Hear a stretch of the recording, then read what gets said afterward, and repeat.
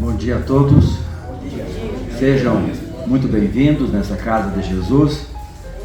Todos são convidados de Bezerra de Menezes e nessa hora bendita pedimos a todos que fizeram o esforço, que aceitaram o convite, porque vocês sabem, talvez a gente não sabe, mas já nos foi avisado pela espiritualidade que durante a semana, durante a noite, os amigos espirituais, os anjos de guarda de vocês, eles vão nas suas casas durante a noite convidar para que vocês venham. E só vem para cá e só consegue ter vontade de vir aquele que é realmente convidado de Bezerra. Aquele que não está afim, que não quer se modificar ou que ainda não está maduro para receber a boa semente, de alguma maneira, não que ele não seja convidado, porque o convite está franqueado sempre, mas vocês que aqui estão, então não esqueçam disso. Aqui chegaram porque foi na tua casa os amigos espirituais, cuidados pelo nosso amigo guardião Carlos, que comanda toda a segurança, para que vocês pudessem aqui chegar. Senão vocês não vinham. Vocês não conseguem passar nas ruas se vocês não estiverem amparados. Às vezes, dizem ele, vai-se um guardião, vai dois, vai três. Às vezes tem que ir uma falange de guardiões para poder tirar a pessoa do círculo que ele está. Porque os espíritos que são da maldade, eles não querem que as pessoas escutem o convite de Jesus. Então veja o que a música diz: vinde a mim todos vós que andais sobrecarregados. Eu quero assim, eu sou o Celso Braz, quero convidá-los para fazer a nossa prece. Então nesse momento que nós vamos fazer a oração, tenham a certeza de que Deus está com você. Como que é essa certeza? O respirar. Se você está respirando, é porque Deus lhe deu o hálito divino. A partir do momento que Deus vos criou, naquele instante aonde concebeu-nos como princípio inteligente da criação, naquele instante nós passamos a ser espíritos imortais, eternos a partir da criação, perfectíveis. Ou seja, nós temos que trabalhar na nossa perfeição, no nosso melhoramento. Por isso, cada criatura, cada filho saiba que é imortal. Isso é uma alegria muito grande, porque aí nós temos a tranquilidade de fazer o nosso melhor em cada instante.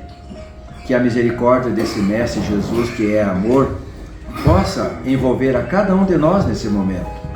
O ar que você respira, todos que nos ouvem, sintam a presença de Deus. Nada no universo respira sem o hálito de Deus.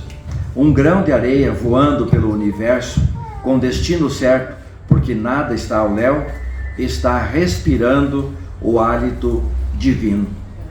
É uma alegria muito grande nesses momentos em que ainda a Terra tem tanta dificuldade e lembrança da respiração deste grande ceifador que veio para a Terra, este Covid, que envolveu tantas criaturas e deixou um legado de muita preocupação. É preciso que nós aumentemos a nossa fé em Deus, para que nós possamos largar as nossas amarras, as nossas máscaras e confiar em Deus, fazendo aquilo que é melhor.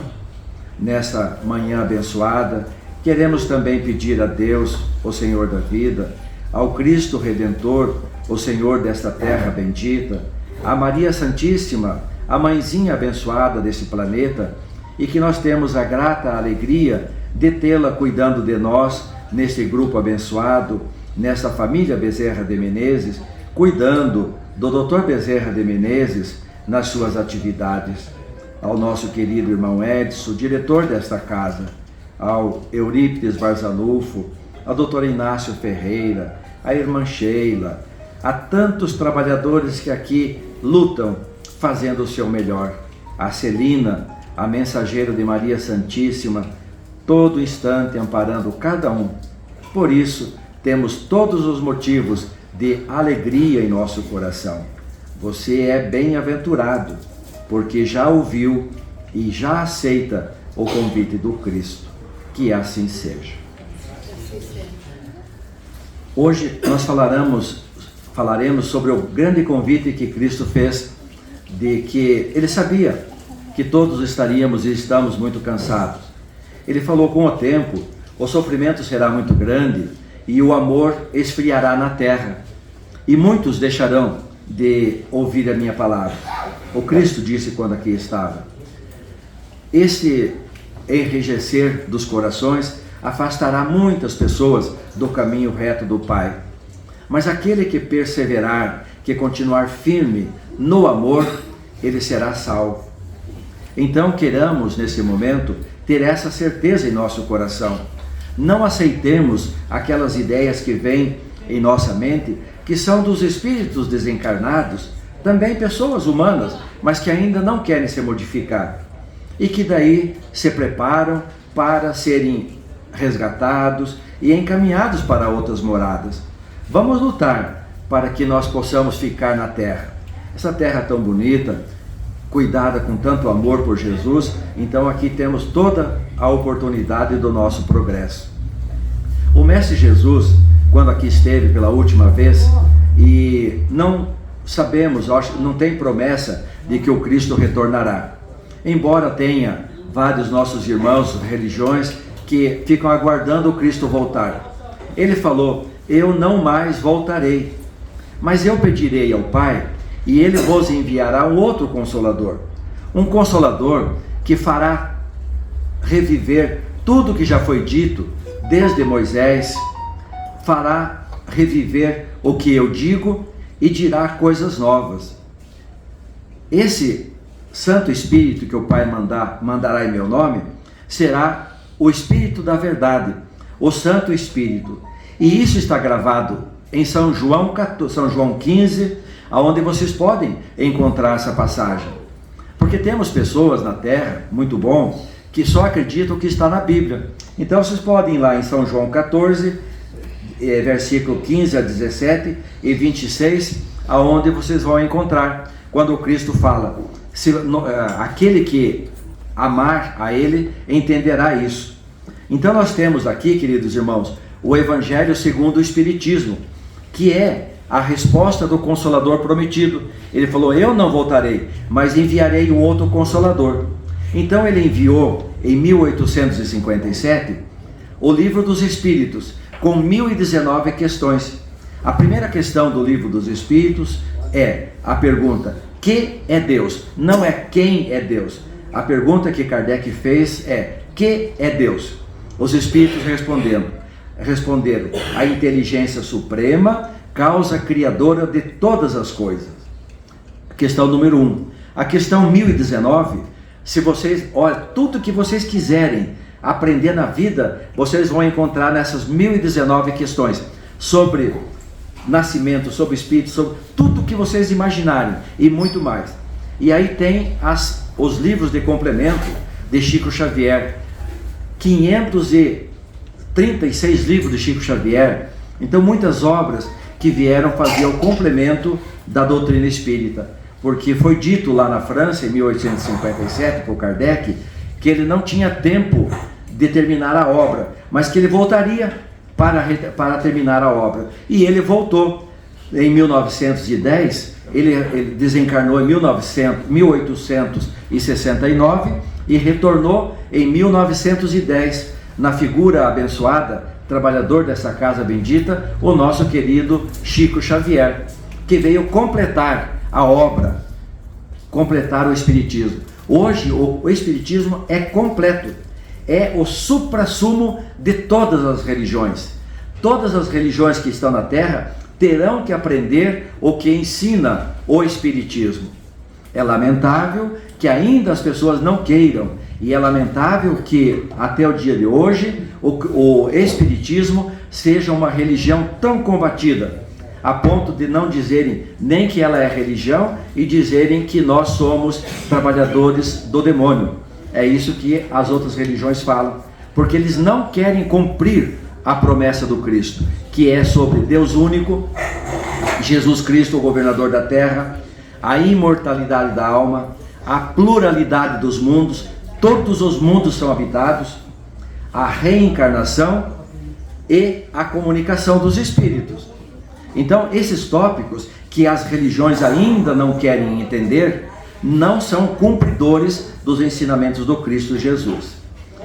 Para que eu possa mostrar exatamente o que está no Evangelho segundo o Espiritismo, eu vou ler o que está em Mateus, no capítulo 11, versículo 28 a 30, quando o Cristo fala: vinde a mim todos os que andais em sofrimento, e vos achais sobrecarregados, e eu vos aliviarei. Tomai sobre vós o meu jugo, e aprendei de mim, que sou manso e humilde de coração, e achareis descanso para as vossas almas, porque o meu jugo é suave, e o meu fardo é leve. São Mateus, na Bíblia, capítulo 11, versículo 28 a 30. E aí nós vamos encontrar então o que escreveu Jesus Cristo. Nós temos, amigos, na terra, não do Espiritismo, nós temos para a humanidade da terra, de todas as religiões e de todas as que não têm religião, nós temos a palavra do Cristo, pessoal. Ele pessoalmente veio e escreveu essas páginas no capítulo 6 do Evangelho segundo o Espiritismo, chamado O Cristo Consolador. Vocês sabem o que é? Eu, quando li pela primeira vez, que eu era piá, o próprio Cristo falando, eu chorei. Porque, imagina, nós não temos uma página escrita pelo próprio Cristo na terra. Tudo que nós temos na Bíblia foram relatos dos apóstolos que escreveram. Aí você tem uma doutrina, um ensinamento que vem explicar, ele falando, tem uma página aqui que fala: eu sou o grande médico e venho trazer-vos o remédio que haverá de curá-los. Então, eu vou ler essa página aqui, ó, que o Jesus Cristo, os primeiros livros que saíram, estava escrito Jesus Cristo. Aí o que aconteceu? Os livros foram presos e queimados. Na Espanha, então foram queimados os livros. Aí veio a ordem da espiritualidade, veio de Jesus, fala: retire o meu nome e coloque o Espírito Verdade. Então, vocês vejam só, 1857 anos para restabelecer o ensinamento do que Cristo veio falar, e ainda quando saem os primeiros livros, as pessoas têm a coragem de pegar as obras e botar fogo. Aí a cinza subiu para o céu, e à medida que aquelas folhinhas queimadas subiam para o céu, foi queimando toda a energia negativa que tinha. E naquele momento, então, quando publicou-se a doutrina espírita na Terra, foi como se caísse do céu as luzes do Senhor e restabeleceu a luz da presença da espiritualidade, através da comunicabilidade, porque a comunicabilidade dos espíritos e os ensinamentos do Cristo, eles foram proibidos a partir do ano 525. No ano 319 já foi proibido. Qualquer pessoa que falasse que estava vendo um espírito já ia para a fogueira ou era enforcado ou morto.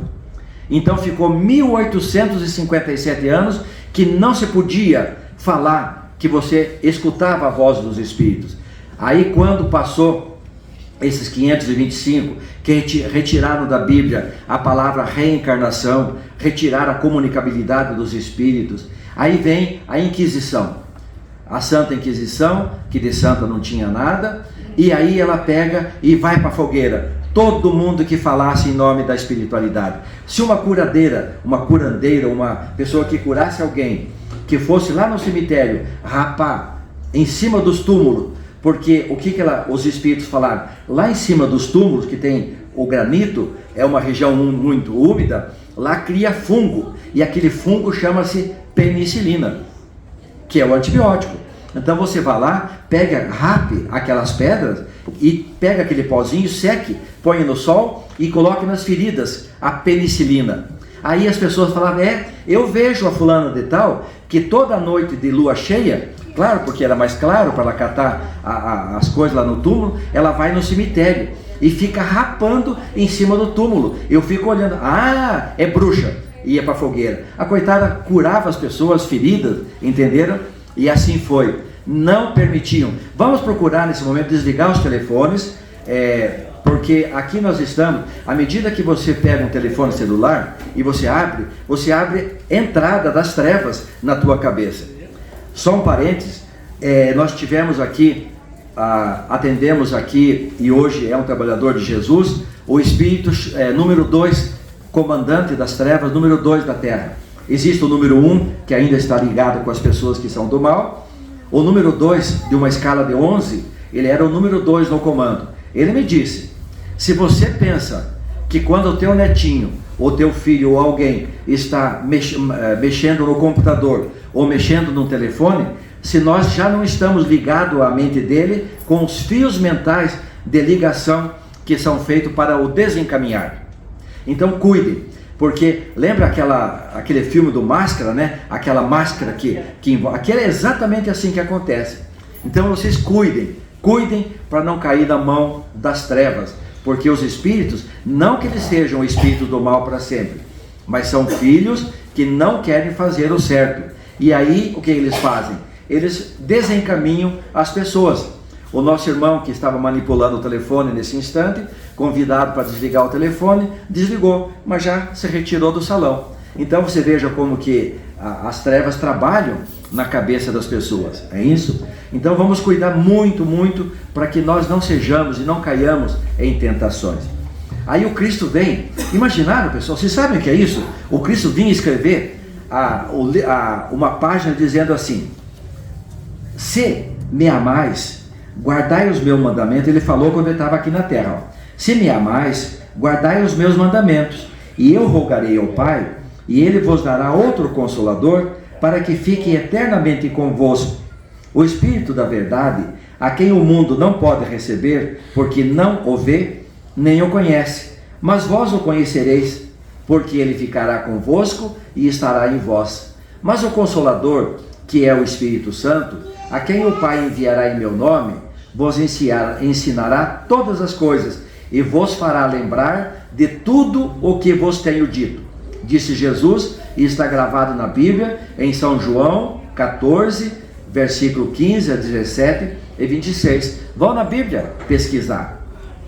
Aí a doutrina espírita, o Espiritismo, Jesus Cristo, o Espírito Verdade, ele vem e explica esse capítulo dizendo, Jesus promete outro Consolador, é o Espírito da Verdade que o mundo ainda não conhece, pois que não está suficientemente maduro para compreendê-lo, e que o Pai enviará para ensinar todas as coisas e para fazer lembrar o que o Cristo disse.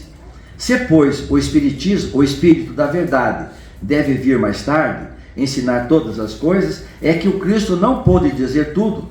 Se ele vem fazer lembrar o que o Cristo disse, é que o seu ensino foi esquecido ou mal compreendido. O Espiritismo vem, no tempo assinalado, cumprir a promessa do Cristo. O Espírito da Verdade preside ao seu estabelecimento.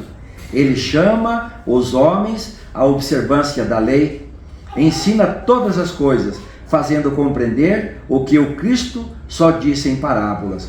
O Cristo disse que ouçam os que têm ouvidos para ouvir.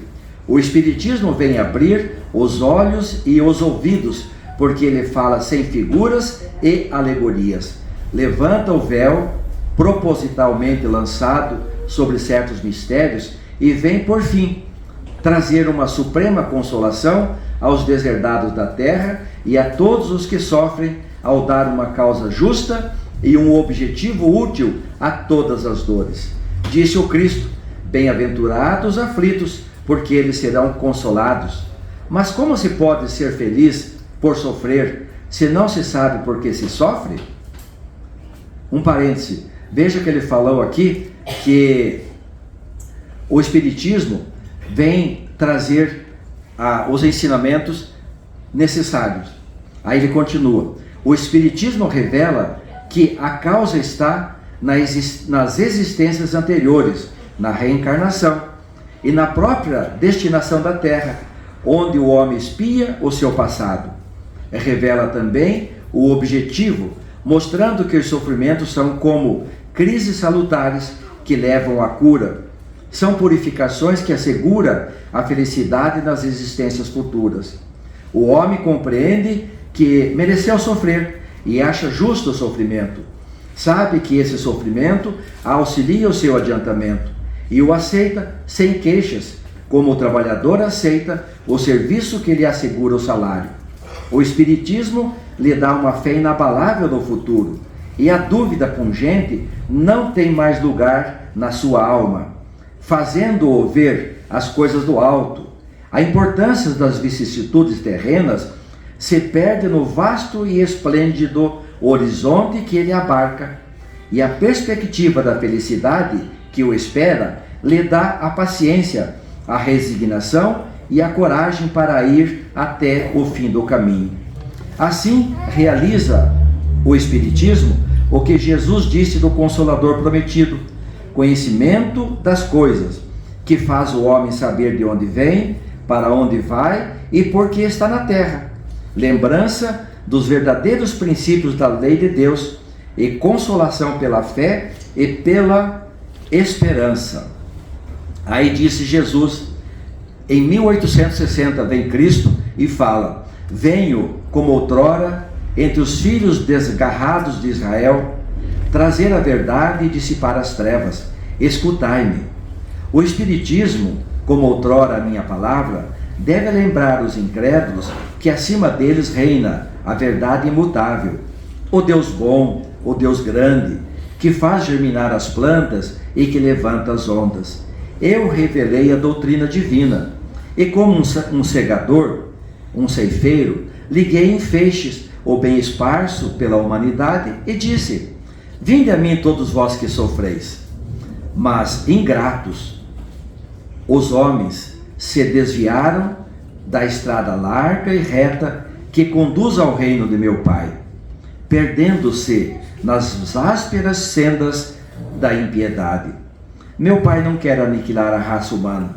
Ele quer que, ajudando-vos uns aos outros, mortos e vivos, ou seja, mortos segundo a carne, porque a morte não existe, sejais socorridos, e que não mais a voz dos profetas e dos apóstolos, mas a voz dos que se foram, faça-se ouvir para vos guiar.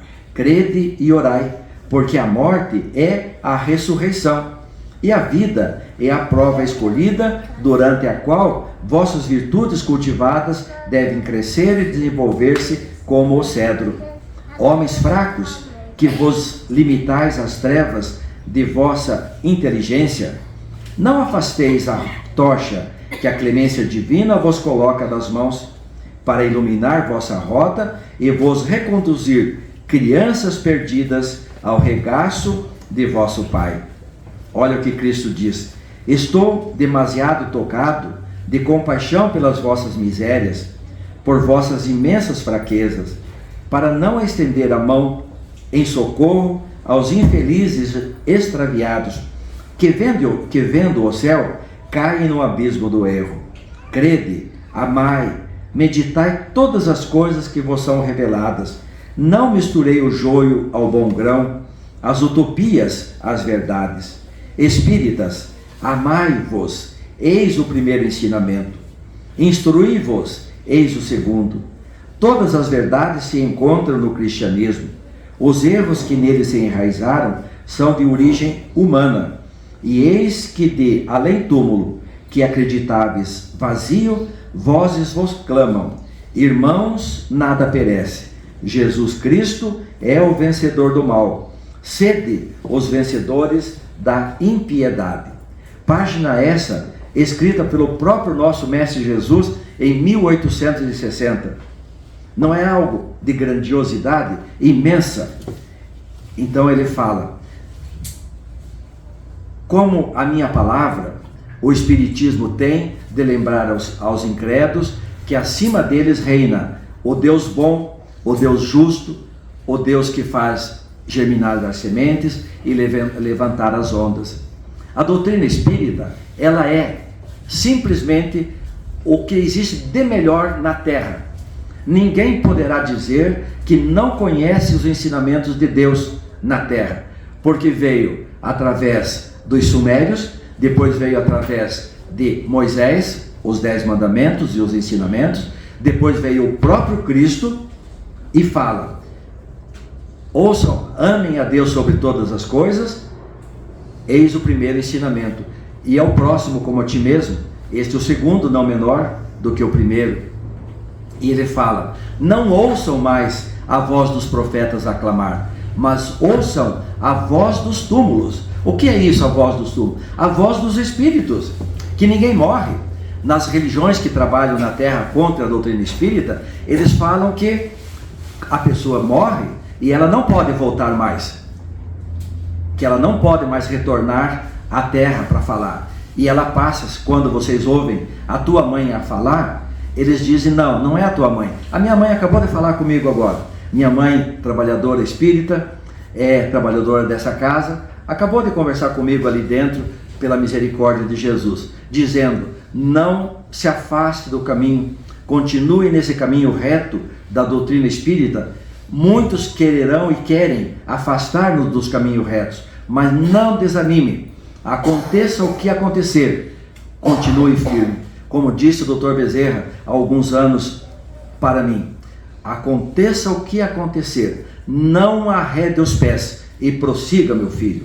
Então esses são os ensinamentos do nosso Mestre Jesus.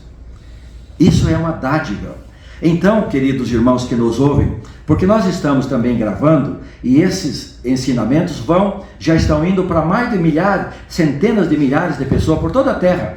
Japão, Estados Unidos, Europa, Espanha, pessoas interessadas em conhecer a doutrina espírita. Por isso que eu fiz questão hoje de mostrar a todos, a essas milhares de pessoas, que o Espiritismo é a última lição dada por Cristo na Terra. Ouçam, ele fala: como outrora a minha palavra, o Espiritismo tem de lembrar aos incrédulos. Então deixemos de ser incrédulos.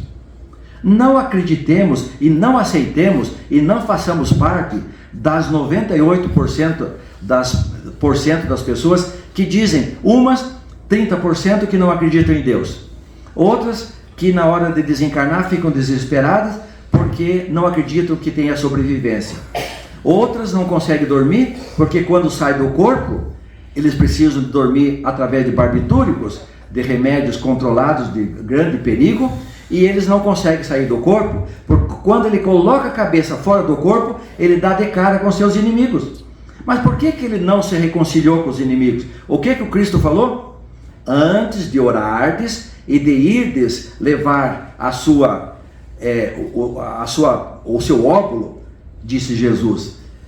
Vocês sabem que a doutrina espírita não faz negociação de óbolo.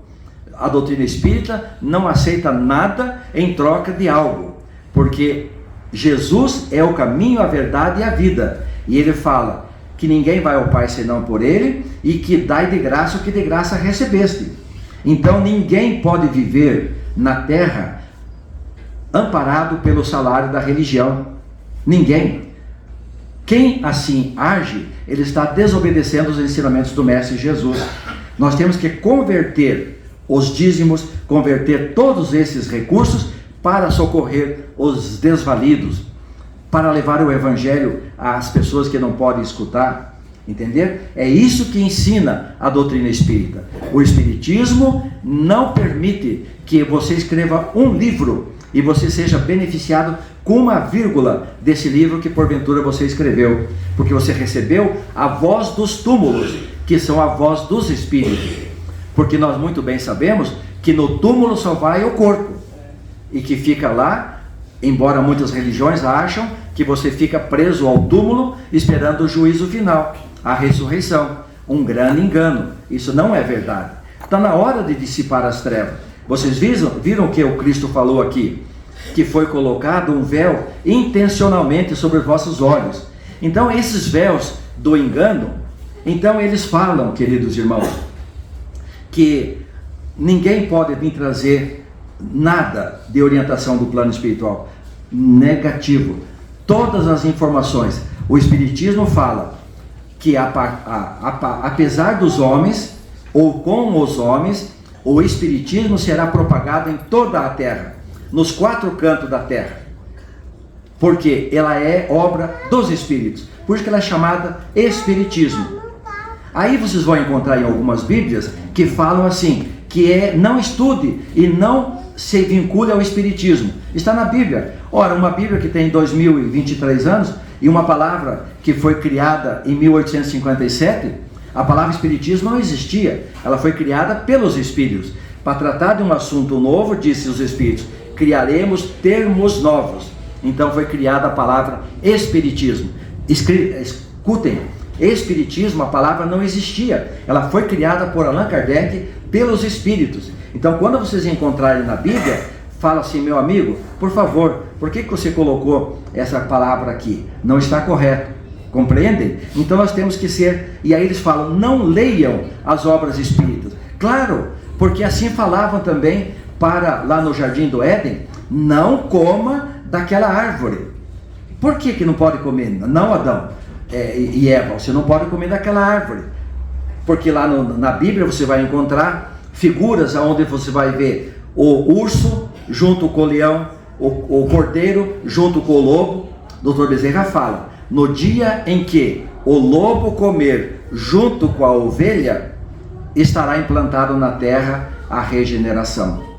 Dr. Edson, nosso diretor espiritual, acredita que levará 800 anos, mais ou menos, para que seja possível fazer essa limpeza da terra. E ele fala, não, isso está no livro Reencarnação de Bezerra de Menezes. Então ele diz lá que parece muito, mas que não é muito. Porque se você desencarna, fica 100 anos nas cidades de reeducação espiritual, nos tal de umbrais ou tal de inferno, então fica 100 anos lá, 300 anos, já se foi quase todos os anos, e aí você não tem mais tempo de ficar aqui no planeta Terra. Então é uma grande oportunidade que nós estamos tendo neste momento. Então creiam que nós temos que levar avante esse ensinamento. Acreditem. Aí voltando à tal da árvore, aí perguntavam assim, mas o que é aquela árvore linda que está lá, que agora é simbolizada como a maçã? Ah, aquela árvore é a árvore da sabedoria, do bem, do mal e da verdade. É a árvore do livre-arbítrio.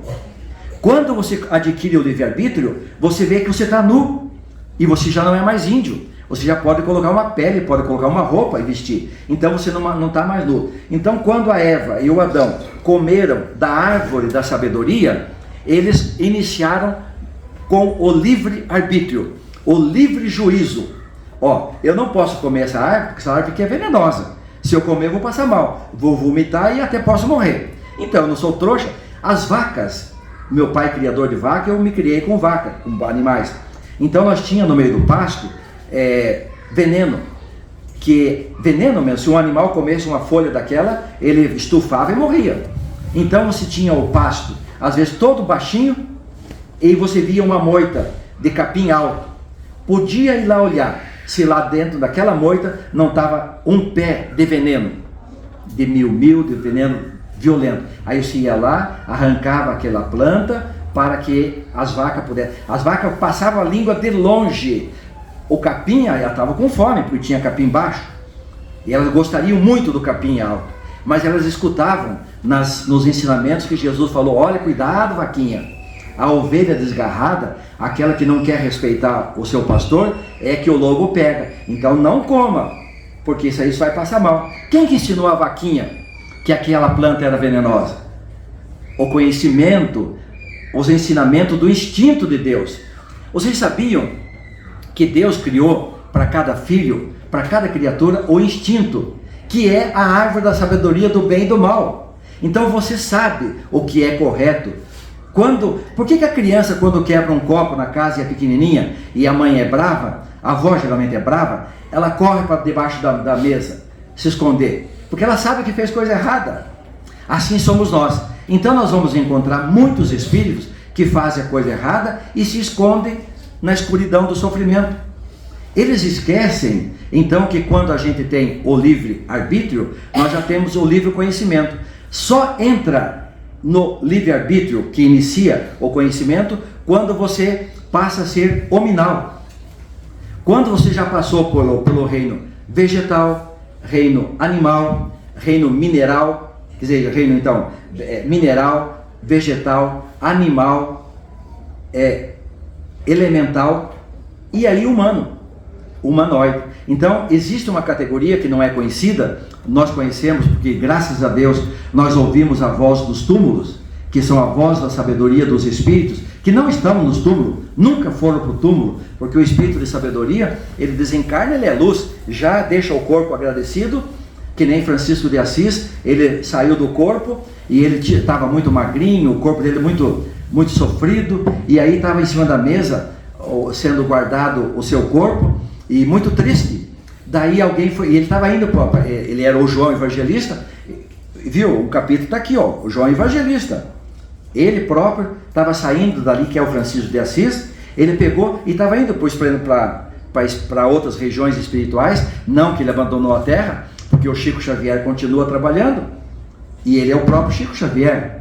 Então, ele pegou, alguém correu atrás dele, um dos espíritos de luz, falou, irmão, o senhor pode voltar, examinar o seu corpo, porque tem muita gente, tem filas e filas que estão indo visitar o seu corpo, e o senhor não pode dar uma olhadinha no seu corpo bendito? Aí o Francisco de Assis retorna, volta rapidamente e chega perto do seu corpo franzino, porque se ele tinha um pedaço de pão, ele dava para o faminto e deixava de comer. Então ele estava muito fraquinho, o rosto dele muito triste, muito feinho, com todo respeito, e daí ele volta e olha para aquele corpo e fala, é mesmo, as pessoas vão chegar aqui e vão olhar para o meu corpo abençoado, que está tão triste, e eu não estou triste, eu sou luz. E aí imantou de alegria aquele rosto, e eles viram aquele rosto no caixão, que começou a se transformar em um halo de luz, um halo de sorriso. E aí então, agradecido, pediu desculpa ao Pai e se retirou para a pátria espiritual. Então, quando nós conseguimos aprender as noções do livre-arbítrio, é quando nós então absorvemos os ensinamentos da árvore do Jardim do Éden, porque nós estamos no Jardim do Éden de nosso Pai, não estamos? A bênção que nós temos na terra. Então, queridos irmãos, pense nisso, nada é proibido. Você sabe que aquilo que é proibido, você não faz. Nem tudo que é legal é moral. Se porventura as pessoas que cometem os 100 milhões de abortos na terra, eles o fazem por legalidade, mas não é moral. Não é porque é legal, alguém criou uma lei infame, que você vai obedecer. Você tem na tua cabeça, perguntado no livro dos Espíritos, aonde estão as leis de Deus? Os Espíritos respondem, na vossa consciência. Então, quando a Eva foi lá, e que danada, tinha que ser a mulher para ir primeiro conhecer a árvore da sabedoria, né? Ela foi lá, meu Deus do céu, ela pega a nossa costela e vai lá e ainda quer ler a árvore primeiro. Aí chega lá e fala, olha, amor, eu encontrei a verdade. Claro, é a árvore da verdade, entendeu? A árvore da sabedoria, do bem e do mal. E aí seguimos adiante. Aí vem o Cristo, nosso amigo, e fala assim, vinde a mim, todos vós que andais cansados. Quem não é cansado? Aflito. Quem não é aflito? Sobrecarregado, monte de carne nas costas, né? Subjugado, preocupado com o dia de amanhã, porque esquece que Deus alimenta os pássaros, que os pássaros de manhã cedo, sabe o que eles fazem? O primeiro raio do sol, 4 horas da manhã, os pássaros se acordam, vão fazer o quê? Vão lá na bolsinha que eles têm nas costas, numa válvulazinha, na sambicura ali, e tiram o olhinho, Porque o pai falou assim: filho, você precisa voar. Mas para você voar, você não pode ficar com a tua asa tudo relaxada. Você tem que caprichar, senão você cai na boca do gato. Aí o passarinho pega, vai com o biquinho lá na sambicura, coloca o biquinho naquela válvulazinha que tem o olhinho e pega aquele óleo e pega a peninha e passa na peninha. Do início até o fim, passou o olhinho naquela, passou aqui. Eu contei, são 23 penas em cada lado de asa. Então são 50 peninhas ali. Aí ele pega, passa aqui e passa no corpo inteiro. Belo e formoso. Sai no sol, dá uma virada assim, cheiroso. Aquele olhinho bendito que Deus deu. Agora sim eu vou fazer o quê? Vou procurar frutinha. Porque esse passarinho que eu estou falando já não come nem mosquitinho, porque ele é vegetariano. Esse passarinho sai procurar frutinha e vai. E canta os esplendores de Deus. E canta. Eu pergunto para vocês, mulheres, que levantam cedo para trabalhar. Vocês levantam cantando, passam o olhinho e vão para a luta. Não é assim que nós fazemos? Então, pessoal, não justifica nenhum de nós andarmos por aí mulambento. Porque nós então podemos... Se nós aprendemos quando era um passarinho que nós tínhamos que fazer isso, por que nós agora, quando somos humanos, o exemplo de Deus, do corpo de Deus, nós não cuidamos da nossa manutenção? Porque nós temos que manter o nosso corpo, quem sabe um dia a mais para sobreviver. Um dia eu escutei alguém que falou: que bom que ele não se matou há 8 dias antes, porque ele morreu depois. Não é isso? O cara se mata, se ele está doente, vou dar fim na minha vida. E hoje existe a eutanásia. Você sabia que existe lei obrigando a países a fazerem a eutanásia para os velhinhos? Eu nem vou para esse lugar mais, entendeu? E aí você pega, a Argentina está discutindo de fazer a lei para aplicar a eutanásia nos velhos acima de 80 anos. Entenderam? Por quê? Porque eles acham que aquela pessoa não tem mais nada o que fazer. Não, senhor. Cada respirar, às vezes o último respiro de você na tua cama, aquele respirar, você se arrependeu de tudo que você fez. E você então fala: Senhor, o Senhor me ajuda, o Senhor me dá o perdão. E eu vou falar sobre o perdão. O perdão, queridos irmãos, não é o que as religiões propagam. Porque é muito fácil eu querer pegar o dízimo e falar que você está perdoado e você vai para o céu. O que eles fizeram? Como a pessoa que morre pode vir reclamar para o pastor, o padre ou para o espírita que ele deu algo em troca de um céu e chegou lá e não ganhou. Ele está no escuridão, pagou a conta da Copel espiritual e não tem luz lá. E aí ele vem reclamar. Sabe o que as religiões fizeram? Vamos acabar com o saque do lado de lá. Não tem sistema de reclamação de lá para cá. Eles falam isso, mas a doutrina espírita fala: não tem, você pode vir reclamar sim, porque não existe a compra do céu através, a única coisa que compra o céu, não é que compra o céu, a única coisa que conquista o céu é a caridade e o amor. Caridade e amor são a mesma coisa, mas confundem-se a caridade com o amor. O Cristo, quando ele falou a caridade é maior do que tudo. É tanto que o Cristo, na sua oração última, ele falou assim: e a caridade seja aquela luz que brilhará em todos os vossos sentidos. A caridade. Então, queridos irmãos, o perdão, como vocês pensam, a religião evangélica, que são nossos amigos todos, eles estão enganados. Porque o perdão, eles falam: o sangue do Cristo lavou teus pecados. Não, o sangue de Cristo veio mostrar como nós podemos vencer a nossa cruz da forma que ele fez. Entende? Então, perdoar em hebraico quer dizer, está aqui. Perdoar em hebraico quer dizer cobrir, expiar, perdoar, levantar. Entenderam? Isso que Jesus falou. Então, o perdão é você trabalhar na sua mortificação. A pessoa vem na terra, comete vários crimes. Traficante de droga, encaminha moça para prostituição, desencaminha pessoa para tudo quanto é esquema, mata, rouba, e aí ele vai preso. E vai preso, e lá na cadeia ele é então convertido pelos evangélicos, dizendo: a partir de agora, se você acreditar em Jesus e aceitar Cristo, todos os crimes que você cometeu ficam perdoados.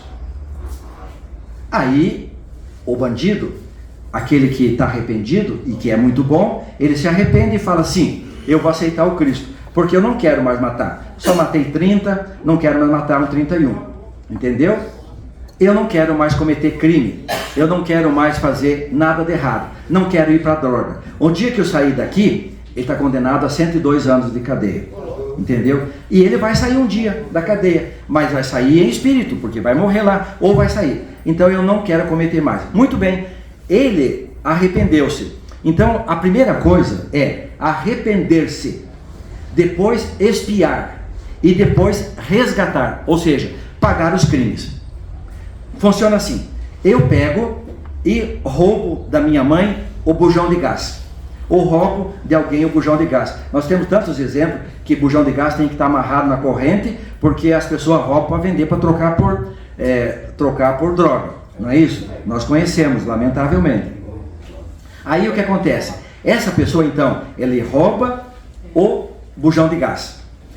Aquela mulher que vai levantar cedo ou vai de noite para esquentar um leite para a criança que está chorando, vai no fogão, não tem gás porque roubaram o bujão.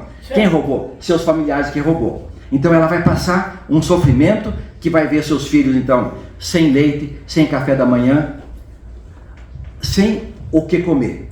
Pessoal, vou contar para vocês uma história que aconteceu. Uma mulher estava com o livro Bezerra de Menezes, esse livro aqui. Esse livro aqui, Bezerra de Menezes. Ela colocou o livro do lado da cabeceira da cama e dormiu. Quando estava amanhecendo o dia, ela foi tocada no rosto, no ombro, pelo Dr. Bezerra. E falou: filha, levanta. Ela se acordou, com a lembrança que o Dr. Bezerra bateu no ombro dela, no seu rosto. Filha, levante, vá no portão da sua casa, que vai vir uma mulher e vai bater no portão da tua casa, e ela está com muita fome. Ela não tem café em casa, não tem gás, está sem nada em casa e está com muita fome. E ela vai bater no portão muito baixinho, você não vai escutar. Então levanta e vá lá. Aí ela levantou, se acordou com o Dr. Bezerra falando isso. Meu Deus do céu, saiu com o roupão, foi lá no portão Quando ela chegou no portão da sua casa, ela escutou as batidinhas. Já estava lá a mulher. Ela abriu o portão, a mulher falou: a senhora não tem um pedaço de pão e um café? Eu estou com fome, estou sem gás, estou sem comida em casa. Aí ela falou assim, exatamente, doutor Bezerra. Ela falou: sim, eu tenho. Café eu não tenho, porque acabou. Mas eu tenho Toddy. Eu tenho Nescau, tenho leite e tenho pão. Foi lá e pegou talvez o único pão que ela tinha, passou o que ela pôde dentro daquele pão, fez um copão de Nescau e levou para a mulher lá fora para ela comer. E aquela mulher então se alimentou. O irmão Edson, que é o diretor espiritual, que cuida de todos vocês, ele tem a ficha de todos vocês, porque o doutor Bezerra é que cuida de todos nós. Então ele falou, quarta-feira retrasada, falou para nós assim: lá naquele terremoto, digno de orações, o amparo está muito grande, porque lá tem que ser vigiado com toda a força espiritual, para que os vampiros espirituais não vão lá retirar as energias vitais daquelas pessoas que lá estão. Então o trabalho é muito grande lá, com milhares de pessoas. E aí ele falou assim: só que nenhuma daquelas pessoas que morreram, que desencarnaram, foi por acaso. Lá foram recolhidas para fazer o grande resgate. E aquela pessoa que não tem que desencarnar, ela está no seu buraco, protegida e visitada pelos anjos, pelos espíritos de luz. E lá naquele buraco, eles estão então visitando, disse o doutor. Agora, quando foi a semana passada, publicou-se uma menina, 172 horas, ela ficou embaixo de um escombro, 5 anos de idade, perfeita, sorrindo. Tá a foto dela na internet. Perguntada: mas filha, como que você não morreu de sede e de fome? Ah, eu dormia, eu estava lá tranquila. Cada tempo vinha um homem de branco trazendo água e comida para eu comer. Água e comida, não é isso, Graça? Vocês viram? Eu ia falar. Exatamente. Então você vê, o irmão Ezio falou para nós, fora essa quarta-feira, na outra ele falou, não duvidem. Os amigos espirituais estão lá, olha, de arrepiar. Estão lá. E o neném O neném que nasceu. Nasceu lá, a mãe morreu e ele nasceu. Então, não tinha, então ele não tinha compromisso, vai ter a lembrança do que aconteceu e o exemplo. Então, queridos irmãos, vejam o que Deus faz por cada um. Aí eu fui na internet para descobrir, antes de ontem, quantas pessoas morreram lá. Até antes de ontem, 45 mil já desencarnaram. E 264 mil apartamentos ainda não foram verificados, porque as equipes não conseguiram chegar. Então existe 264 mil pessoas, provavelmente, porque era à noite, dentro desses apartamentos. Entenderam a situação?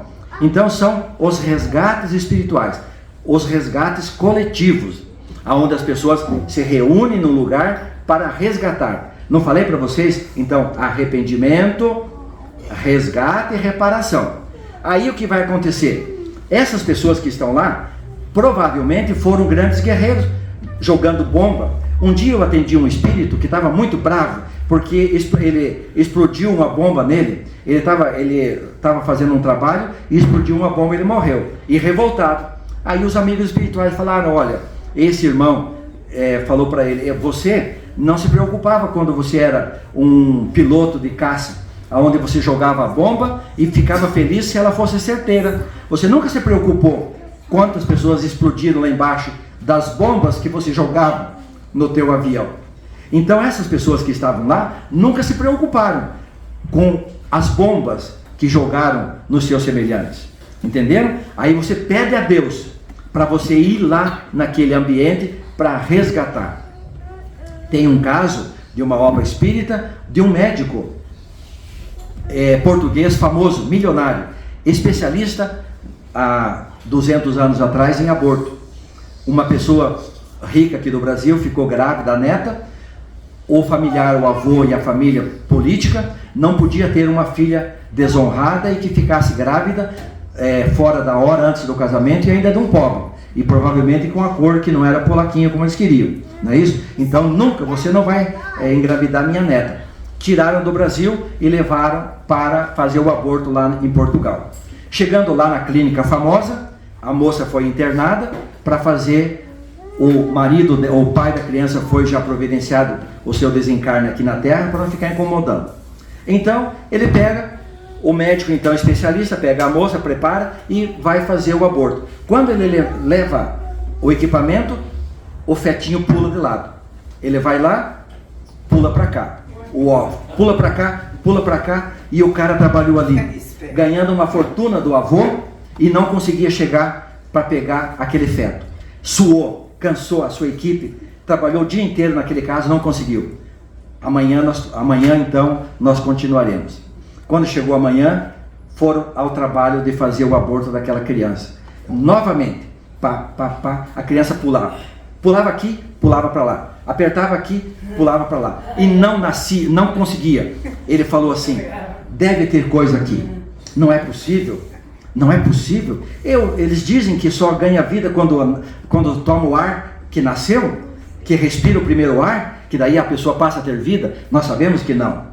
Nós sabemos que o espírito constrói seu próprio corpo, dependendo da sua necessidade e da sua condição. Aí aquele médico milionário chamou o avô e falou, vô e pai, está acontecendo isso. Sua filha está internada aqui há 8 dias, com remédio, com nossas incisões, e nós não conseguimos retirar o feto, a criança. Não tem jeito. Então eu quero dizer para o senhor que a nossa clínica vai devolver o dinheiro que o senhor pagou, e que o senhor possa tomar as providências que o senhor quiser. Você vai ser processado, porque como que você tem uma clínica e você não faz o serviço que você cobrou? Não, eu estou dizendo que eu não mais farei o trabalho, e o dinheiro vai ser devolvido para o senhor. E esse médico então, famoso na Europa, pega e baixou a árvore da Eva na cabeça dele, e ele começou a ter consciência. O que aconteceu mais um tempo assim, não dormia, de saber quanta gente ele matou. E ele falou, mas tem que ter coisa aqui, deve ser coisa de Deus. E ele não acreditava em Deus. Aí, dali mais um mês, um tempo, vão encontrar o médico famoso numa fila de médicos para ir para a guerra no exército de Portugal, na região africana, onde estava em guerra. Ele se alistou como médico e foi, de graça, trabalhar no exército. E estava trabalhando. Aí, num dia de muito ataque, muita luta, morreu muita gente. E aí ele estava todo coberto de sangue das pessoas que eram trazidas, os soldados que eram trazidos do campo de batalha, e morria. E aí ele estava muito cansado, daí as bombas pararam um pouco, parou de chegar maca com gente machucada, e todos os médicos ali muito cansados, já no final do dia. Ele foi na barraca, sentou numa cadeira e ficou olhando o pôr do sol, com as mãos todas cheias de sangue, a roupa toda cheia de sangue, lembrando de tanto sofrimento daquele dia. Quando ele vê lá longe, naquele sol que estava indo, alguma coisa se batia. Mas parece uma pessoa. Mas esse campo aqui é o lado protegido do hospital, aonde está tudo minado. Aqui está tudo cheio de bomba, ninguém pode vir por aqui, nenhum inimigo passa aqui. Mas está vindo gente lá. Ele levantou da cadeira dele e começou a olhar, e viu que era uma pessoa. E ele começou a ir por um carreirinho que ele conhecia, grita, para, e gritava, para, não venha, aí tem bomba. E aquela pessoa foi vindo, e quem estava vindo? Uma mulher grávida, segurando a barriga, desesperado porque não conseguia dar luz ao seu filho, lá do outro lado das bombas, daquela campo minado, e vinha, a qualquer momento ela ia pisar numa bomba, e ela cambaleava para lá, desviava de uma bomba, cambaleava para cá, pulava por cima de outra bomba e vinha. E o médico desesperado gritando, pare, não venha, aí tem bomba. E ela vem, e ele gritando, não venha que aqui tem bomba, e vai indo. Quando vão se encontrar os dois, ele vê que ela vai pisar, segurando a sua barriga, ela leva o pé em cima de uma mina, de uma bomba. O que o médico faz? Ele empurra a mulher para trás e se joga em cima da bomba. Aquela bomba explodiu e moeu tudo o seu corpo, esfarrapou fiapos de carne do seu corpo, exatamente como ele fazia com os fetos no útero das mãezinhas. Ali então ele resgatou, arrependeu-se e resgatou naquele momento no seu próprio corpo a dor daqueles espíritos que ele esfarrapava com o seu bisturi.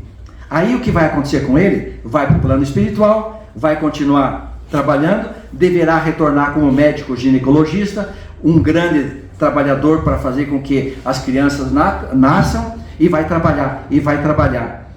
Aí vai acontecer o quê? Todos os abortos que ele fez, todos os úteros que ele prejudicou, ele vai ter que trabalhar para reconstruir, ele vai ter que pagar, arrepender-se, expiar e pagar, ele vai ter que pagar.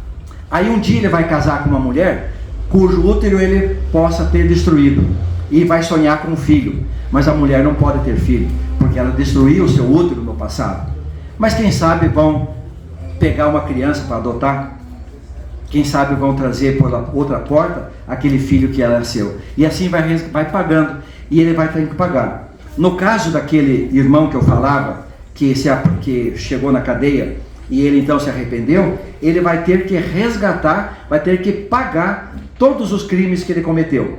Todas as moças que ele desencaminhou, ele vai ter que receber amanhã depois como filha, como esposa. Uma esposa que vai trair ele na sexualidade, e ele não poderá colocá-la fora da casa, porque ele também fez isso com mulheres no passado. Então ele vai ter que pagar, sentir na própria carne, e aí as meninas que ele levou para a prostituição, e elas começaram a se habituar a viver na prostituição e a viver naquela vida e não querem mais trabalhar, ele vai ter que fazer essas mulheres, essas moças, esses espíritos que virão como filhas dele no futuro, quem sabe, filhos, e vai ter que botar eles no caminho para aprender a trabalhar, para ser justa e para sair e utilizar o sexo no amor e na procriação e no trabalho digno de Deus. Ele vai ter que fazer. E quando a menina, que é um espírito que ele desencaminhou e que tem tendência para a droga, para tudo que não é bom, ele vai ter que resgatar, ele vai ter que receber como filha e não vai poder expulsar de casa, e vai ter que aguentar aquela filha que é do caminho errado e ele vai ter que passar no rosto a mesma vergonha que ele passava, que ele fez os outros pais passar, pagando. Então ele vai ter que reconstruir.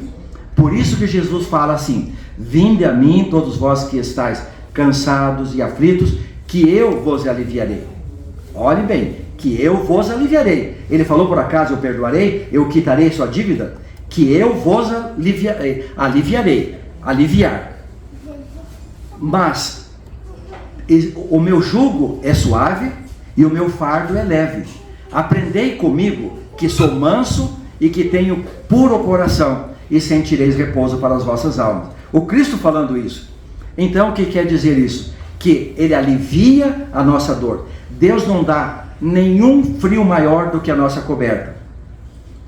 Eu já dizia que os pássaros são alimentados, e o Cristo falou: ora, por que se preocupar com o dia de amanhã, se nem Salomão, nos seus dias de esplendor e glória, se vestiu tão bem como os lírios do campo, que não tecem, que não colorem, e que não passam, que não bordam, e que no dia seguinte viram erva e talvez vão ao fogo? Mas nem Salomão foi tão grandioso como os lírios do campo que Deus faz. Compreende? Então nada nos falta. Tudo que nós precisamos, Deus nos encaminha. Porque é assim. Essa mulher não foi levada por Dr. Bezerra para bater na porta da nossa irmã? Entenderam? Ela dormiu com ele. Então, doutor, eu estou aqui, o que o senhor precisar? Sim, eu tenho um caso grave. Eu tenho uma mulher que está passando muita fome. Então eu vou te encaminhar. E aquela mulher vai ter mais fé. Meu Deus, eu cheguei no porto, eu fiz uma oração de manhã cedo. Não sei se aconteceu isso, mas penso que sim. Eu vou sair. Aí o plano espiritual vai conduzindo e fala: bata aqui. E ela falou: nem bati no portão, a mulher abriu para mim. A fé, nasce a esperança. E aquela mulher, quem sabe, a partir daquele momento, ela vai procurar um trabalho de diarista, vai procurar um trabalho de ser útil, e ela não faltará pão. Porque aquele que trabalha, aquele que tem o suor do seu rosto, ele nunca fica ao léu, nunca fica sem o necessário. Entendam? Só que Jesus falou: eu alivio vocês, venham a mim, mas obedeçam a lei. A minha lei é branda, é suave. O que quer dizer? Se eu não posso pagar nessa reencarnação, eu pagarei na outra. Se eu não pagar na outra, pagarei na outra. E aí ele fala assim: eu aliviarei. Ou seja, ele alivia o sofrimento. Uma pessoa que é muito má e que ela não tem condições ainda de pagar, na outra reencarnação, ainda não existe milagre. Ela não vai pagar ainda, reajustar os problemas com as suas filhas, como eu falava, o exemplo. Mas ela vai ser preparada. Vai ser preparada. Nós vamos encontrar um caso espiritual onde tinha um homem muito rico, 2 jovens que ficaram muito ricos, dono de castelo na Europa. Os pais morreram, a mãe e o pai morreu, e ele tinha um irmão mais novo, que eram ele e o seu irmão herdeiro. O que ele fez? Ele pensou: eu vou fazer do meu irmão um louco. Eu vou dizer que ele está doente mental e vou ficar com todos os bens para mim. Eu não vou ficar dividindo com o meu irmão. E aí ele pegou o irmão e começou a prender ele dentro de uma grade, e aí ele dava pouca comida, não dava banho, não rapava as barbas, não dava roupa, e o rapaz desesperado de fome. Aí quando ele trouxe um dia as autoridades para decretar que o irmão era louco e que não tinha direito à herança, as autoridades chegaram na grade e bateram na grade para o rapaz vir. Ele veio correndo, pedindo comida, fome, desesperado, e queria se jogar na grade, faminto. Tá louco. Louco de fome, porque não dava comida para o coitado do rapaz. E assim foi. Aí deram o decreto para que ele então fosse considerado louco. Esse jovem logo mais é morto, desencarna, morre. O dono do castelo herda tudo, todos os bens, faz as festas cabíveis que ele podia e morre, desencarna. Reencarna aqui no Brasil. Mais algum tempo, ele reencarna aqui no Brasil. O único trabalho que ele conseguia na vida, guarda noturno, com toda a honra. Guarda noturno. Por quê? Porque lá ele passava chuva na cabeça, porque tinha que fazer a ronda e bater o cartãozinho da ronda. Lembra o tempo que você tinha que ir picar os relógios nos 4 cantos da firma? você vai lá no canto 1, bate o relógio, não é isso? A gente tem os guardiões, fazia isso, em cada canto. Pode estar chovendo de tanto em tanto tempo, você tem que picar cartão nos 4 cantos da empresa ou do terreno que você cuida. E esse homem ficava lá, debaixo de frio, debaixo de chuva, tomando um cafezinho frio. A família dependia do salário dele para comer. A mulher, as crianças doentes, a família, e ele com aquela força de vontade: não, eu vou vencer, eu vou trabalhar com dignidade e vou sustentar. Eu não sei, porque o livro não fala sobre quem e como veio o seu irmão, se o seu irmão perdoou, porque o irmão também vai ter que perdoar. O irmão também passou aquele problema lá nas grades, também no passado ele tem o passado dele, porque Deus não deixaria ninguém que ficasse preso assim. E aí está a história. Esse homem então passa a reencarnação dele, desenvolve tudo que o irmão dele desenvolveu: efizema pulmonar, tosse, quando ele tosse sai sangue, dor de garganta, mas tem que trabalhar, porque senão não tem o salário de guardião. E foi, trabalhou 30 e poucos anos, a vida inteira, até que um dia, quando ele já estava resgatando o seu passado, numa noite muito fria, ele então, na sua corrida através dos reloginhos de ponto, ele vai andando e aí tosse muito, o seu pulmão estoura, como aconteceu com o seu irmão, e ele cai então no chão, vomitando sangue e morre. Então, não conseguia um outro trabalho de pedreiro, de auxiliar de pedreiro ou de trabalhador que pudesse ser durante o dia. O único trabalho que aparecia na vida daquele homem era guarda noturno na noite, depois da meia-noite, para resgatar o passado. Ele pediu: Senhor, me dê uma chance de eu pagar. E por certo, lá na casinha dele estavam todos aqueles que eram os seus do passado. Ele resgatando e dando para eles, para aquela família, o que lhe é necessário. Então vejam só, a justiça de Deus: o meu jugo é suave e o meu fardo é leve. Então esse fardo que Jesus fala é aquilo que nós temos que carregar. Não podemos nós pegar a nossa cruz. Essa cruz está muito grande. Por que você carrega essa cruz, fulano? Uma fila de gente indo. Por que você carrega essa cruz? Porque lá na frente tem um lugar que nós vamos precisar da cruz para passar. Diz que é um lugar, cada um tem que chegar a sua cruz lá para apresentar a sua cruz. Se não fizer isso, não vai poder chegar no céu. E cada um arrastando. Um arrastava uma cruz de 20 metros, outra de 3 metros. Aí o cara falou: bom, eu vou fazer o seguinte. Chegou no lugar, pegou um serrotinho, ficou atrás da fila e serrou meio metro da cruz, ficou mais leve. Andou mais um dia, puxa, tá bom, cortou mais 1 metro. E cortou mais 1 metro até que ela ficou levezinha. Ficou com 1,5 metro assim, era um pouco pesada, mas também ele não podia fazer vergonha, porque ali era o caminho dos que carregam a cruz, e ele não podia ser um sem cruz. Ele segue. Quando chega lá do outro lado, flores, jardim, esplendor, coisa mais linda, lá o sol maravilhoso. Aqui, aquela penumbra, sofrimento, nego reclamando que a cruz dele estava apertando muito. Aí daqui a um pouco vinha alguém e fazia o curativo. Jesus falou: eu alivio, então eu faço um curativo, mas eu não posso carregar a tua cruz. Entenderam? Você manca, Jesus fala: eu ajudo você a mancar, mas não quero que você fique parado. Entenderam? Então nós temos que carregar a nossa cruz, porque nós pedimos essa cruz. É essa cruz que vai tirar as trevas do nosso espírito. E o cidadão foi. Quando ele chegou lá, feliz da vida, e agora? E todo mundo passando. A pessoa chegava naquele lugar, era um grande vale, um barrancão para lá, e aí a pessoa chegava, colocava a cruz dele assim, e fazia assim, plum, jogava, a cruz ia lá, e batia no barranco do lado de lá, e ele passava por cima dela. Por cima da cruz, chegava ao outro lado, pegava a sua cruz, puxava, e continuava o seu caminho. O cidadão da cruz cortada, que não aceitava nada na vida, pegou a cruzinha dele e chegou a cruzinha dele, caiu lá embaixo, muito curtinha, e aí todos os que estavam com a cruz carregada passaram para o lado de lá. Aí chega uma vozinha na sua orelha: e o que eu faço agora, Senhor? Volte e faça uma outra cruz, ou seja, volte para uma outra reencarnação e seja carregador dos seus dependentes, carregador da sua vida, e refaça a sua cruz.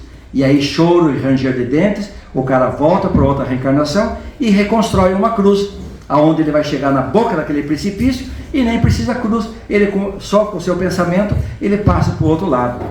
É isso que Cristo fala.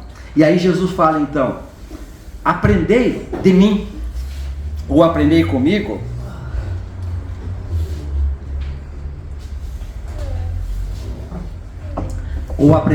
comigo, que sou manso e que tenho limpo o coração.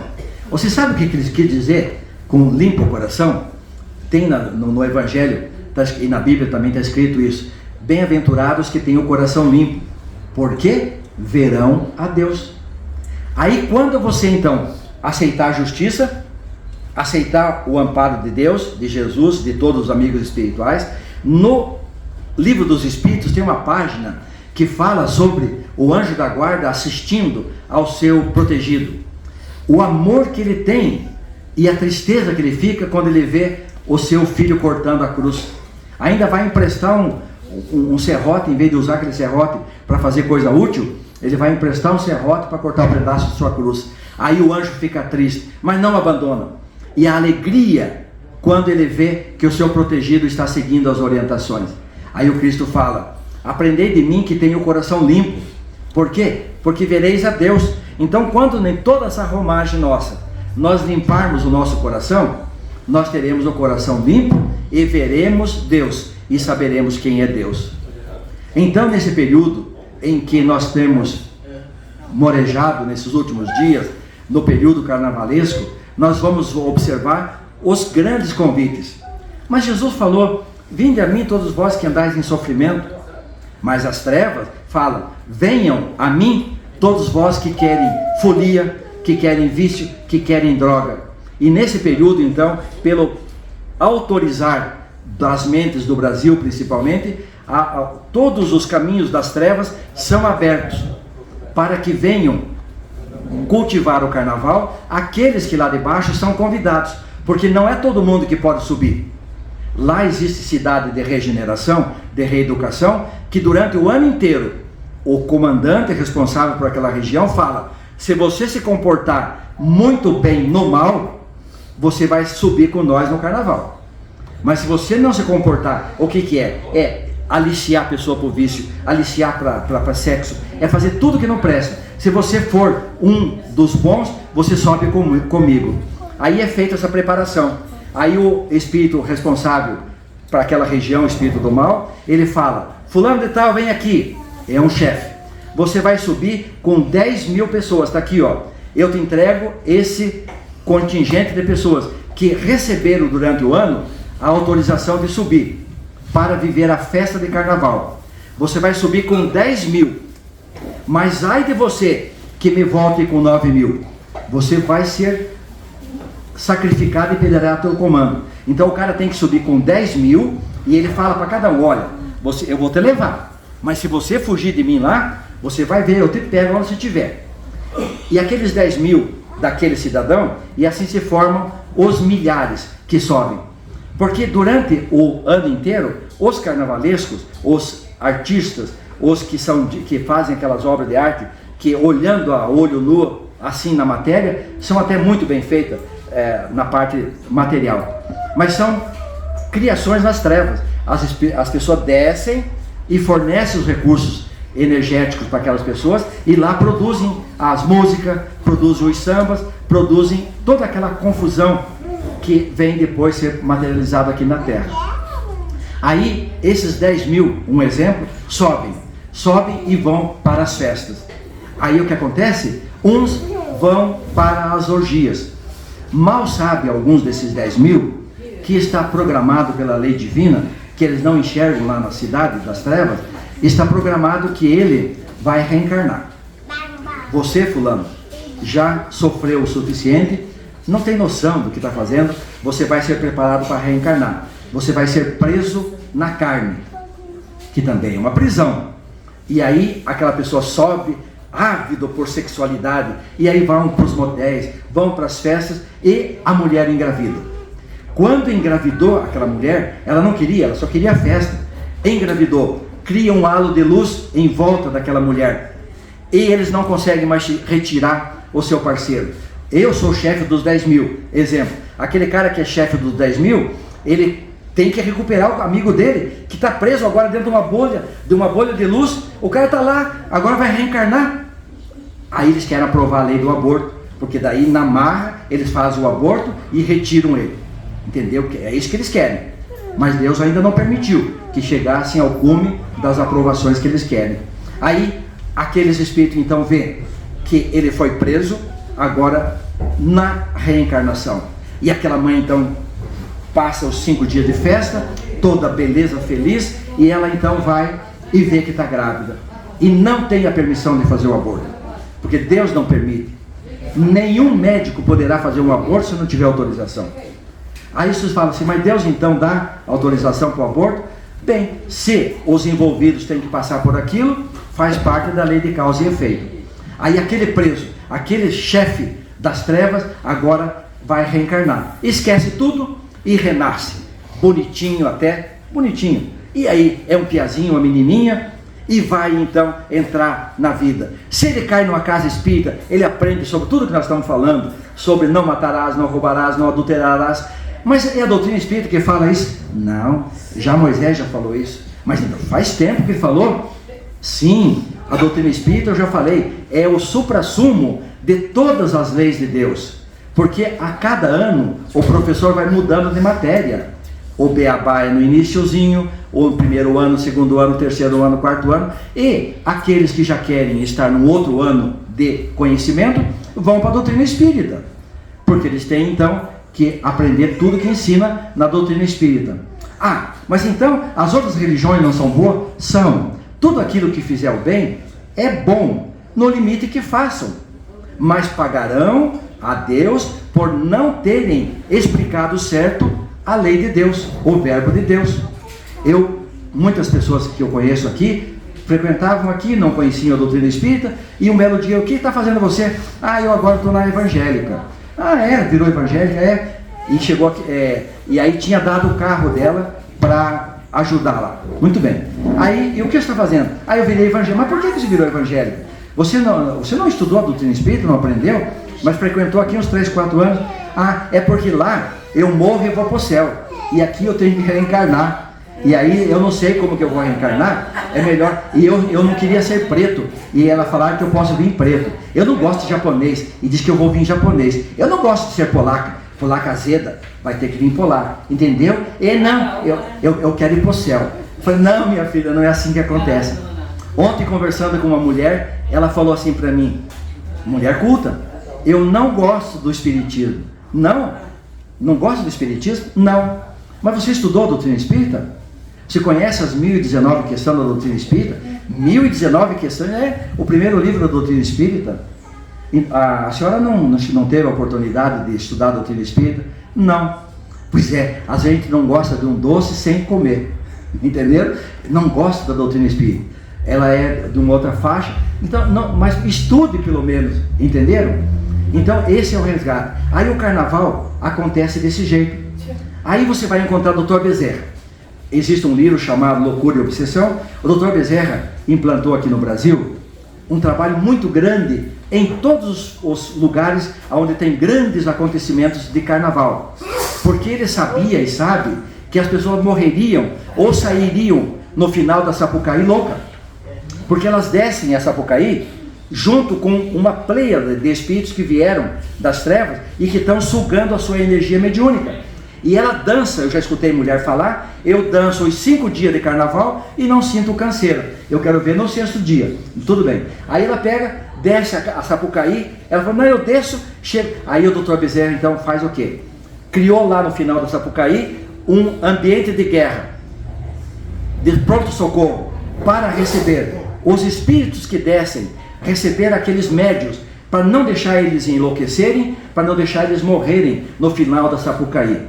E lá é feito um grande trabalho. Aí a pessoa desce naquela bagunça, naquela festa ali, e junto com a médium, o cara está meio que achando que está incorporado na terra. Eu agora estou reencarnado. O espírito nem sabe que ele está morto, né? E desce. Lá embaixo ele vê uma barraquinha branca e está escrito lá, sopinha quente. Do ladinho, banho quente. toalhinha limpa. Aí, outro lado está escrito lá, caminha confortável. Aí o cara fala, tremendo de frio, que veio chuva bastante agora, né? Deus mandou chuva. Aí, Isso é todo carnaval. chuva que é para derreter a forma de pensamento. Aí ele pega... Eu saí de casa e não ia. Mas o povo... a chuva. Aí o cara tá morrendo de frio, ele vê uma barraquinha lá. Ele vê uma barraquinha e fala, essa sopa, como que é? É vendida essa comida? Não, meu irmão, você quer um copinho? Quero. Aí ele eu tô cansado dessa bagunça. O cara pensando, ai, meu Deus, eu não aguento mais. Eles querem que eu dance feito doida, porque eu na verdade, sou bonita mesmo. O cara pensa que é bonito. Aí desce, e tem uma caveira. A caveira é linda, perto daquelas criaturas. Aí desce, ai, que fome. Aí ele chega, a moça pega e dá um ventalzinho branco, escrito lá talvez amigo da paz. E aí ele pega, dá um copinho de sopa.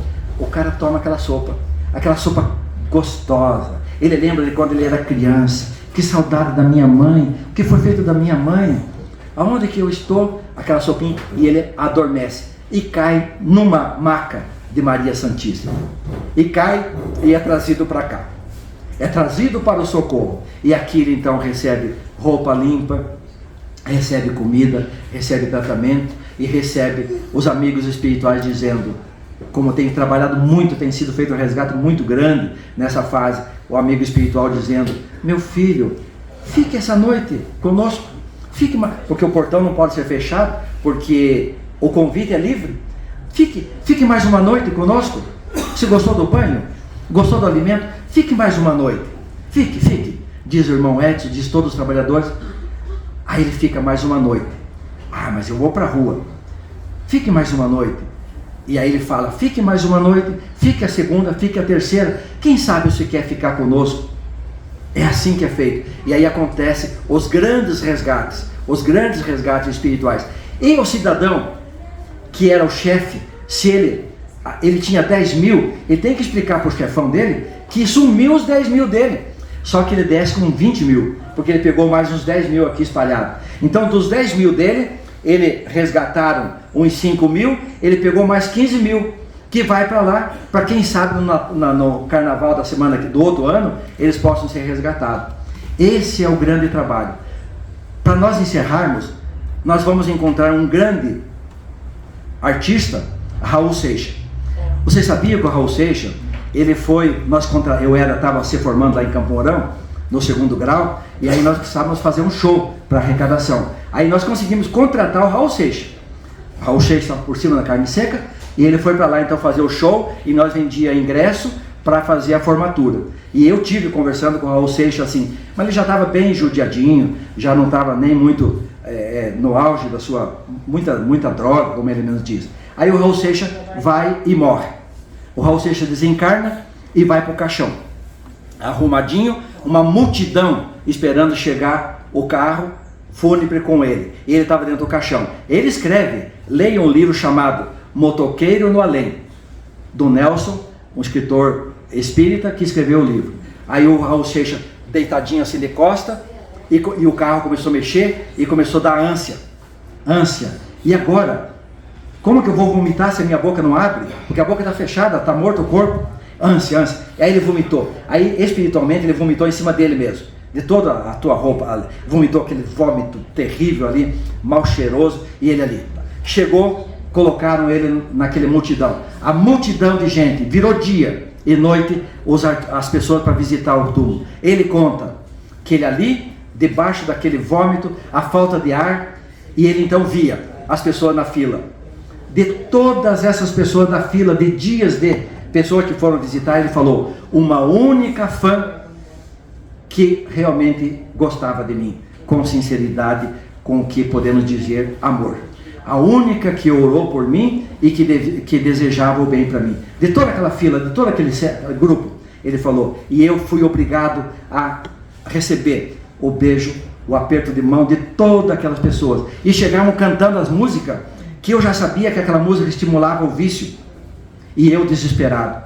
E ele falou, aí ele termina aquela confusão, ele vai para o mundo espiritual. Chega no mundo espiritual, ele consegue escapar daquele caixão e sai correndo da cidade. Aonde ele passa na rua espiritual, barzinhos, porque tem o bar espiritual e o bar físico. As pessoas cantando a musiquinha dele lá. E ele então na porta, ô rei, vem aqui, vem aqui. E ele chega na porta e diz, vem aqui. Os caras se drogando, tomando pinga e cantando a música dele. Ele, não quero isso, não quero isso. E saía daquele bar. Entrava na rua correndo e caía no outro bar. E outro grupinho cantando. Aí chegou lá mais para baixo, fugindo, e encontrou um carro. Um carro tocando a música dele. Tocando a música dele no CD ali. E fumando a droga, estimulada por ele. Um casal de jovens indo para o caminho das trevas, para o caminho do vício, pelo caminho das drogas. E aí ele no vidro do carro, ele viu aquilo ali, desesperado, não quero isso, e saiu correndo, entrou no meio do mato e encontrou alguém, e falou para ele assim, o que o senhor procura, meu irmão? Ele falou, eu estou desesperado, eu quero sair dessa situação que eu coloquei a mim e a juventude inteira da terra. Eu sei que o vício acaba com tudo, e olha o que eu me transformei. Daí a pessoa, calma, meu irmão, está vendo aquele morro lá? Estou. Então você passa aquele morro, que do lado de lá, você vai encontrar um lugar que faz tratamento para pessoa dependente de droga. Vá lá. E ele andou, caía, disse que desmaiava, não sabe quanto tempo levou, até que chegou no final daquele morro, e aí rolou para lá e foi, e fome. Aí ele viu lá longe um casal de pessoas sentadinho, atendendo o outro que estava desmaiado. Ele chegou do lado e aí ficou ali, aí foi socorrido também. Aí ele conta que daí no plano espiritual ele vai ser levado nas zonas onde são produzido o carnaval. Aí ele vê pessoas conhecidas dele, mulheres lindas que morreram aqui na terra, bailarinas lindas, obrigada a dançar nos carros de som, nos carros carnavalescos lá nas trevas, irmãos. Aquelas cidades vinculadas muito ao carnaval, é carnaval o ano inteiro, 24 horas por dia. Aí ele teve que ficar lá assistindo aquilo. E aí, venha artista, venha produzir para nós música, você é o nosso rei, você é o nosso campeão. Não quero, eu vim aqui porque eu quero ajudar uma pessoa que é minha amiga, que está aqui. E aí aquela pessoa dançando aquele a pessoa achando que era aquela musa do carnaval, não era mais, ela tinha morrido, a carne estava tudo podre, ela estava tudo empodrecendo, até que aquela moça dança, até que ela desmaia de canseira. Aí a fulana desmaiou no carro de som. Aí vão retirar aquela moça do carro de som lá nas trevas. E aí examinam, ela não tem energia vital mais, não serve para nós. Leva para o cemitério.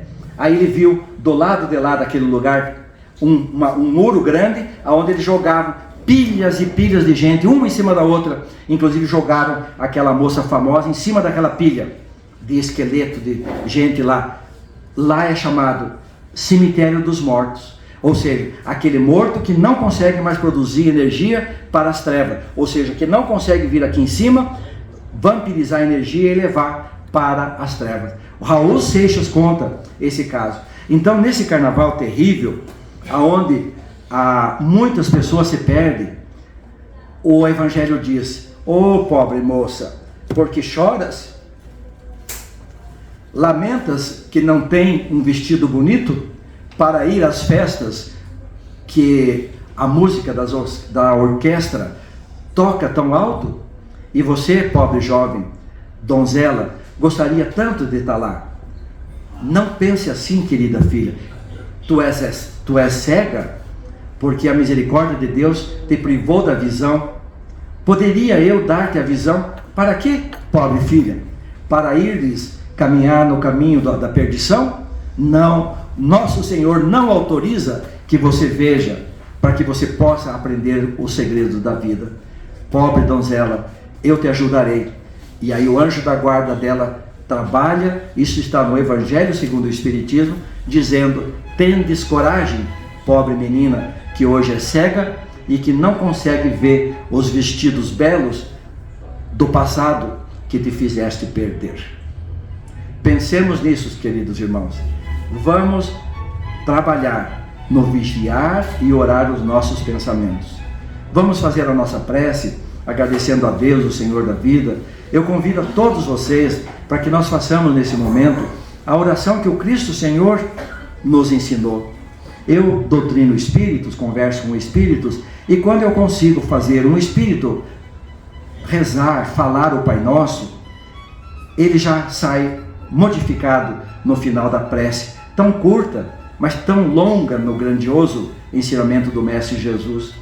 1 minuto de esplendor voltado a Deus, quando ele disse: Pai nosso que estás no céu, santificado seja o vosso nome, venha a nós o vosso reino, e seja feita a vossa vontade, assim na terra como no céu. O pão nosso de cada dia nos dai hoje, perdoai as nossas ofensas, assim como nós perdoamos a quem nos tem ofendido. E não nos deixeis cair em tentação, mas livrai-nos do mal. Pois teu é o reino, o poder e a glória, para hoje e por toda a eternidade. Que assim seja, que assim seja. Aplausos ao Cristo.